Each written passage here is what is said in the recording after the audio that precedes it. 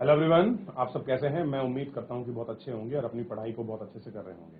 मैं Akash Kumar वड़ाना ICT virtual classroom में आपका बहुत बहुत स्वागत करता हूं। मेरे प्यारे बच्चों, आपको जैसा पता है कि हमारी 7th क्लास है और 7th क्लास में हम लोग देख रहे हैं हमारे अतीत, और हमारे अतीत की ही जो आपकी बुक है सेकेंड, उसको हम लोग आपका देख रहे थे।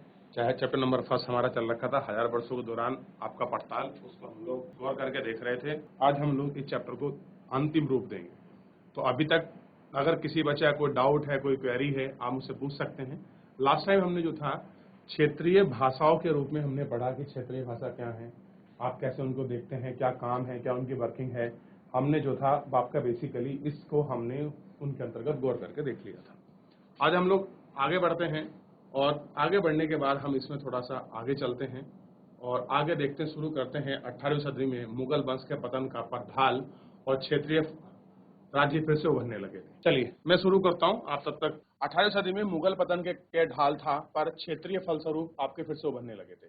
आप देखते हैं जब भी आपका केंद्र की सत्ता जब भी आपकी कमजोर होगी, तो जो हमारे क्षेत्रीय पावर है, जो आपकी लोकल चीज है, जो वहाँ आपके प्रशासन में जो भी आपका लोकल बॉडी आपका रूल कर रही होगी, वो क्या होगी फिर आप द्वारा। जब देश में केंद्र की आपकी सत्ता नहीं होती, आपको सेंट्रलाइज आपकी पावर नहीं होती, तो स्टेट फ्री हो जाते हैं। और अगर स्टेट में नहीं होता तो आपके डिस्ट्रिक्ट फ्री हो जाते हैं, और डिस्ट्रिक्ट में अगर आपका लॉ ऑर्डर अच्छे से मेंटेन ना हो तो गांव पंचायत उनसे फ्री जाती। लेकिन वर्षों से सर्व क्षेत्रीय साम्राज्यों का शासन चल रहा था, उसमें क्षेत्रों की प्रवृत्ति बदल गई, उन पर कई छोटे छोटे बड़े शासन आपका चलता रहा। उन आपका राज्यों की बहुत सी बातें इस उपमहाद्वीप के अधिकतर भाग में फैलने से इन क्षेत्रों की विरासत में आपका मिल गई। इस तथ्यों का पता हमें कई परंपराओं से लगता है जो कि इन क्षेत्रों में उभरी थी। इन परंपराओं में कुछ एक दूसरे से भिन्न थी और कुछ एक से समान। ऐसी परंपराएं हमें प्रशासन व्यवस्था के प्रबंधन, उस संस्कृति तथा भाषाओं के संदर्भ में मिलती हैं। सन 700 से लेकर 1750 में 1000 वर्षों के दौरान विभिन्न क्षेत्रीय प्रकृति एक दूसरे के टकराव अलग अलग नहीं पनपी। हालांकि उनके चरित्र में विशेषता बनी रही, मगर समन्वय क्षेत्रों की ताकत का प्रभाव, जब 1000 साल तक कोई लोग आपस में टकराएंगे तो वो चीज आपकी पनप ही नहीं सकती, क्योंकि वो कहाँ लगे रहे, आपका युद्धों में अपना वो आपका लगे रहे। पुराने और नए धर्म के विषय में अगर हम लोग बात करें कि पुराना और नया धर्म क्या है, इसको थोड़ा सा गौर करके देखिए। इतिहास के जिन हजारों वर्षों की पड़ताल हम लोग कर रहे हैं, इनके दौरान धार्मिक परंपराओं में कई बड़े परिवर्तन आए। अब आप खुद देख सकते हैं, 1000 वर्षों के बाद जब हम जिन चीजों की आपका पड़ताल कर रहे हैं, जांच कर रहे हैं, उनमें बहुत सारे ऐसे परिवर्तन आपकी धार्मिक परंपराओं के रूप में हुआ। जब राजा शासक वेशभूषा खान पान रहन सहन आपका बदलेगा, तो आप जानते हैं कि इस समय आपका धार्मिक सामाजिक आर्थिक और राजनीतिक आपके चेंजेस होने जरूरी हैं, क्योंकि हर दशक में ना सही लेकिन 50 साल में आपका चेंज हमको कुछ ना कुछ मिलता है। और हम यहाँ तो बात कर रहे हैं 1000 सालों की, जिसमें एक बहुत बड़ा बदलाव, एक बहुत बड़ा चेंजेस हमको दिखाई देगा, जिस चेंज पर हम लोग आपका बात करेंगे। क्या कह रहे हैं कि दैवीय तत्व में लोगों की आस्था आपका कभी कभी बिल्कुल भी व्यक्तिगत स्तर पर होती थी। अब देखिए, आप किसी भगवान को मानते हैं, किसी गॉड को भी आप उसकी प्रेयर करते हैं, तो आप लोग अपने इंडिविजुअल लेवल पर ही उसको मानते हैं, मगर आमतौर पर आस्था सामूहिक रूप का होता है। और जो आस्था है वो कैसा है, सामूहिक रूप, यानी लोग क्या करते हैं, आपका मिलकर एक दूसरे को मानते हैं और मिलकर इन सब चीजों को आपका पूछते हैं। किसी दैवी के तत्व में सामूहिक आस्था यानी कि धर्म प्राय स्थानीय समुदाय की आपकी सामाजिक और आर्थिक संगठन का संबंधित होती है। जैसे जैसे इन समुदाय का सामाजिक संसार आपका बदलता गया, वैसे वैसे इनकी जो आस्था है, इनकी आस्थाओं में भी आपका परिवर्तन होता चला गया। आज हम जिसे हिंदू धर्म कहते हैं, उसमें इस युग में महत्वपूर्ण बदलाव आए। इन परिवर्तनों में से कुछ थे नए देवी देवताओं की पूजा, राजाओं द्वारा मंदिर का निर्माण, और समाज में पुरोहितों के रूप में ब्राह्मण का महत्व बढ़ गया। बढ़ती सत्ता, संस्कृत ग्रंथों के ज्ञान के कारण समाज में आपका ब्राह्मणों का आदर होता चला गया, इन संरक्षण थे। नई शासकों के स्वयं प्रतिष्ठित की चाह में इन संरक्षणों का समर्थन होने के कारण समाज में इनका दबदबा और आपका और बढ़ गया। अब क्या हो गया कि जिस तरह से आपके समाज में इनकी प्रतिष्ठा थी, जो उनकी बात थी, वो कैसी होगी, पहले से भी और ज्यादा फॉर्मेट में आपका बढ़ गई। क्यों बढ़ गई, क्योंकि जब आपका समाज में इनका आपका दबदबा बढ़ेगा, आपकी चीजें होंगी, तो आप देख सकते हैं कि इनमें बहुत सारे बदलाव, बहुत सारे अंतर जो है आपको बड़े स्पष्ट रूप से जो है इसमें आपका दिखाई देंगे। ठीक, इसको आप समझ सकते हैं। कह रहे हैं इस युग में एक महत्वपूर्ण परिवर्तन भक्ति काल की अवधारणा के रूप में सामने आया। इसमें ईश्वर की कल्पना एक ऐसे प्रेमल इस देवी देवता के रूप में की गई थी जिसकी ताकत क्या की गई थी, ईश्वर की हमने एक ऐसी कल्पना करी जिसमें अलग देवी देवता के रूप में थी, जिसके आपके पुजारियों के विशेष कर्म कांड के बिना ही भक्त स्वयं जा सके। यानी कि इस समय ऐसी स्थिति थी कि आपका कर्म कांड की कोई आवश्यकता नहीं थी। अगर भक्त को भगवान के लिए आपका संपर्क साधना है तो उस समय किसकी आवश्यकता नहीं थी बच्चों, उस समय हमें किसी पंडित, पुरोहित या बीच में कर्म कांड करने वाले थर्ड पर्सन की जरूरत नहीं थी। यानी कि ईश्वर, देवी देवताओं में और इंसान के बीच का सीधा भक्ति का मार्ग आपका प्रशस्त हो रहा था। प्रशस्त का मतलब है वो मार्ग आपका डेवलप हो रहा था, बन रहा था। इस विषय में साथ ही दूसरी परंपराओं के बारे में अध्याय 8 में हमें इसकी जानकारी मिलती है। कह रहे जो हम लोग चैप्टर नंबर 8 पढ़ेंगे, चैप्टर नंबर 8 में बिल्कुल उसको साफ अच्छे से एक्सप्लेन करके दिखाया गया है कि चीजें क्या थी, कैसे एक्सप्लेनेशन था। इन पर हम लोग एक एक करके बात करेंगे। ठीक, यह वह गुण था जिसमें उपमहाद्वीप में नए नए धर्मों का भी आगमन हुआ। कुरान शरीफ का संदेश भारत में पहल 7वीं शताब्दी में व्यापारी और आप्रवासियों के लिए जाहिर पहुंचा। मुसलमान कुरान शरीफ को अपना धार्मिक ग्रंथ मानते हैं, केवल ईश्वर अल्लाह की सत्ता को स्वीकार करते हैं, जिससे प्रेम, आप करुणा और उदारता में व्यक्ति को आपका गले लगाते हैं, चाहे उस व्यक्ति की सामाजिक पृष्ठभूमि कुछ भी रही हो। क्या रही हो, कुछ भी रही हो। तो अल्लाह ईश्वर की सत्ता को स्वीकार किया और जिसका प्रेम है, जिसमें करुणा यानी कि दया है, उदारता है, लिबरल है, उसमें आस्था रखने वाले हर एक व्यक्ति को अपने गले से लगाया, चाहे किसी की सामाजिक भूमि कैसी रही है, कोई गरीब है, अमीर है, किसी वर्ग जाति से था। उन्होंने ये चीज नहीं देखी। उन्होंने क्या देखा, जिसके अंदर बाप का प्रेम का भाव है, जिसमें करुणा है, इसमें उदारता है, इस चीज को उन्होंने देखकर आपका गौर किया और उनको आपका महसूस किया। ठीक, ये सब देखने की हमको आवश्यकता है। देख लीजिए, पढ़ लीजिए, कोई भी डाउट है, कोई भी क्वेरी है पुराने उसमें तो आप मुझसे पूछ सकते हैं। फिर हम लोग मेरे प्यारे बच्चों इस चैप्टर में आगे बढ़ जाएंगे। चलिए, देख लिया, यहां तक किसी को डाउट, कोई क्वेरी? चलिए आगे बढ़ते हैं। कह रहे हैं कई शासक इस्लाम और उनके विद्वान धर्मशास्त्रियों और न्याय शास्त्री अथवा उलेमाओं के संरक्षण देते थे। अब कह रहे हैं अगर आप मुस्लिम धर्म में देखो, जो शासक थे इस्लाम को और इस्लाम से संबंधित जो भी आपके धार्मिक धर्मशास्त्री थे, यानी कि जिनको आपको नॉलेज थी उसके विषय में, और जो आपके न्याय शास्त्रियां थी यानी कि जिनको न्याय करते थे, उनको क्या अर्थात उनको क्या बोलते थे, उलेमा। उलेमा होता था मुस्लिम समुदाय में आपका जो आपका न्याय करने वाला व्यक्ति होता था। कई बार इसको गाजी भी कहा है, हाजी भी कहा है, लेकिन उलेमा के नाम से ये आपके प्रचलित रहे। ठीक, हिंदू धर्म की भांति इस्लाम के अनुयायी भी अपने धर्म की अलग अलग तरह से व्याख्या करते थे। जिस तरह से हिंदू धर्म अपने धर्म की जो उनको आपके फॉलोवर है अलग अलग रूप से उसको एक्सप्लेन करते हैं, ये भी उस तरह से करते थे। मुसलमानों में कुछ आपके सिया थे जो पैगंबर साहब के दामाद अली मुसलमानों की विध्वंसता को आपका नेता मानते थे। पैगंबर साहब के कौन थे दामाद? अली हुसैन का नाम सुना होगा। ये मुसलमान के आपका विधि सम्मतता के नेता थे। और कुछ आपके सुन्नी थे जो आपके खलीफाओं के प्रभुत्व को स्वीकार कर रहे थे। खलीफा मतलब धर्म गुरु। कह रहे हैं कि इस्लाम के आरंभिक दौर में इस धर्म का नेतृत्व करने वाले आपके खलीफा कहलाए, यानी कि जो आपको धर्म को लीड करते थे, जो आपका धर्म को फॉलो करते थे, उन परंपराओं पर, उन सिद्धांतों पर आपका चलते थे, वो क्या कहलाए? खलीफा कहलाए।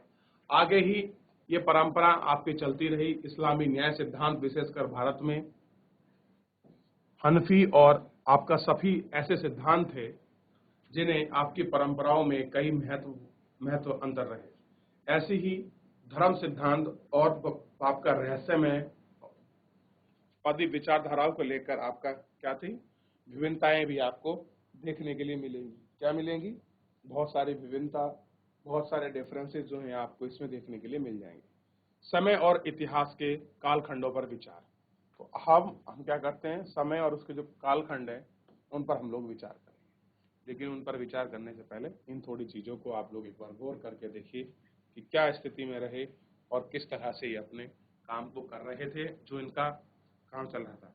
इस समय धार्मिक चीजें आपकी क्या बदल रही थी और कैसे आपका एक नए वर्ग विशेष के रूप में चीजें हमको हमारे सामने आकर खड़ी हो गई। तो इस पर हम गौर कर सकते हैं, इसको गौर करके हम लोग देख ही सकते हैं। देख लिए बच्चों, चलिए आगे बढ़ते हैं। इतिहासकार समय को केवल घड़ी या कैलेंडर की तरह नहीं देखते, यानी कि केवल घंटों में, दिनों में, आपका वर्षों में बीतने के रूप में नहीं देखते। अब इतिहासकार अगर आप लोग इसको समय में आपका मापना शुरू करो, घड़ी में और उसके पैमानों में अगर आप लोग उसको मेजरमेंट करो, तो मैं नहीं मानता थोड़ा सा कुछ आपका सही रहेगा ये मेजरमेंट, क्योंकि इसमें कुछ ना कुछ डिफरेंस आपको देखने के लिए मिल सकता है।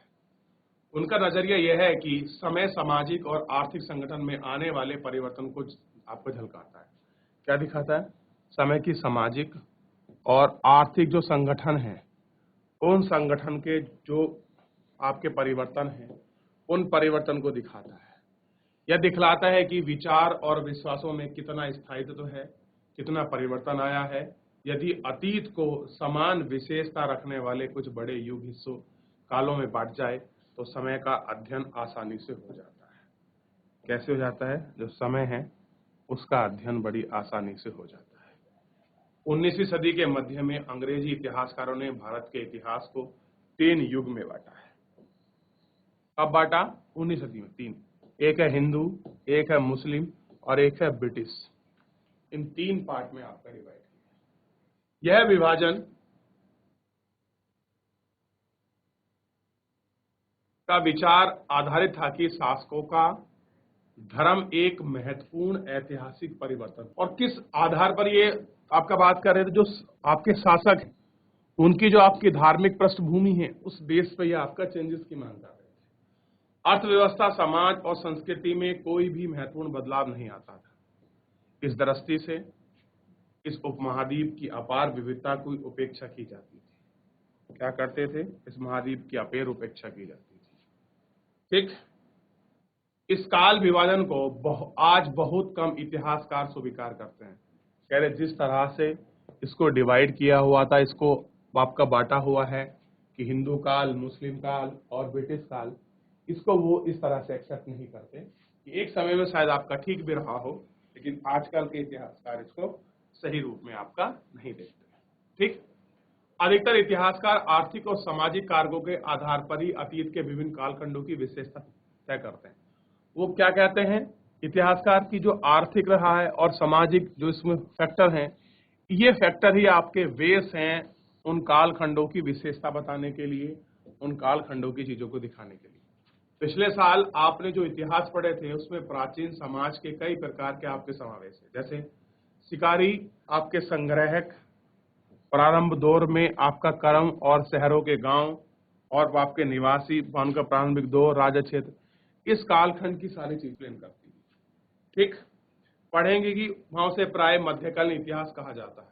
इसमें आपको कृषकों समाज के विस्तार, क्षेत्रीय आपका सामाजिक राज्यों का उदय और कभी कभी आपके ग्रामवासी और वनवासियों की कीमत, प्रधान कर्म के रूप में हिंदू धर्म, इस्लाम धर्म के विकास और यूरोप से व्यापारी कंपनियों के आगमन के बारे में विस्तार से जानकारी मिलती है।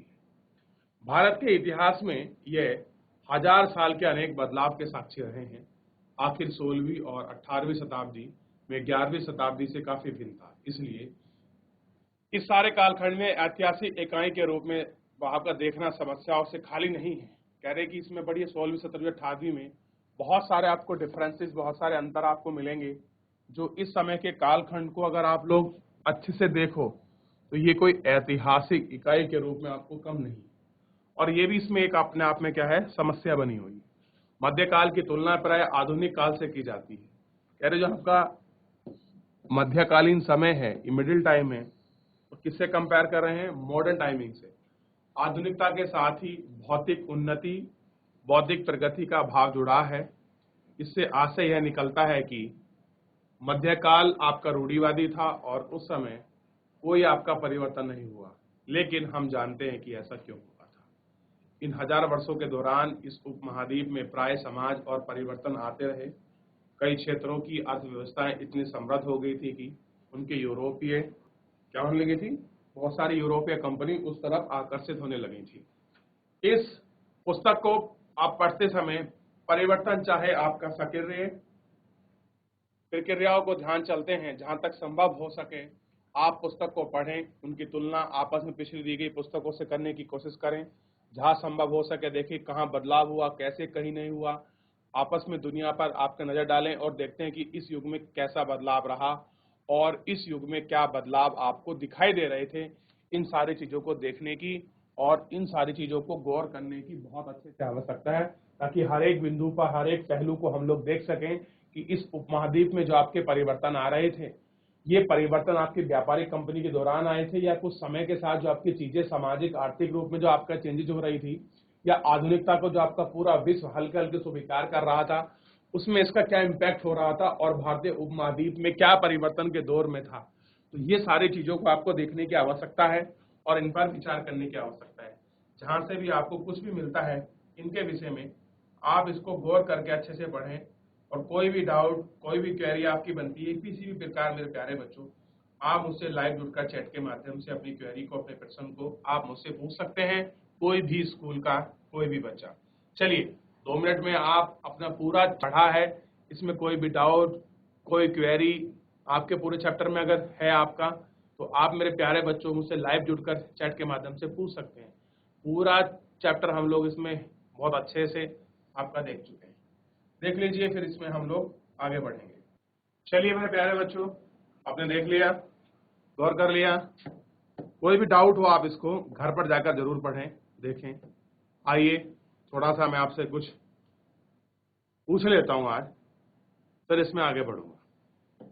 पहला आपको रेगिस्तान भरना है। अभिलेखागारों में रखे जाते हैं, मैंने आपको अभिलेखागार पढ़ाए थे और क्या रखे जाते हैं इसमें आपको बताना है, बताइए। पहला है अभिलेखागारों में रखे जाते हैं, दूसरा है डैश डैश 14वीं शताब्दी का एक इतिहासकार था, अगला है dash dash dash dash dash और डैश इस उपमहाद्वीप में इस कारण लाई गई नई फसलें थी। ये 3 आपको फिल इन द ब्लैंक्स बताने हैं। जो स्कूल बताएगा वो स्कूल, आज ये मान लीजिए कि उस स्कूल के बच्चों ने पूरे इस चैप्टर को बहुत अच्छे से गौर करके पढ़ा है कोई बच्चा बताने के लिए? चलिए देख लीजिए, फिर हम लोग इसमें आगे बढ़ेंगे। देख लिया बच्चों, पहले में क्या आएगा? पहले ऑप्शन में आएगा दस्तावेज।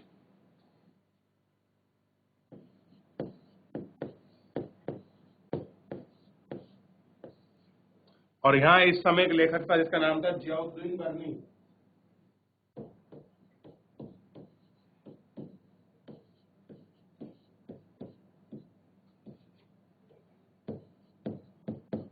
तो इस समय कौन कौन सी नई फसल आई थी आप बताएंगे? आलू, मक्का, 2 और बताइए, मिर्च, चाय और कॉफी, ये नई आई थी। क्लियर है? देख लिया। चलिए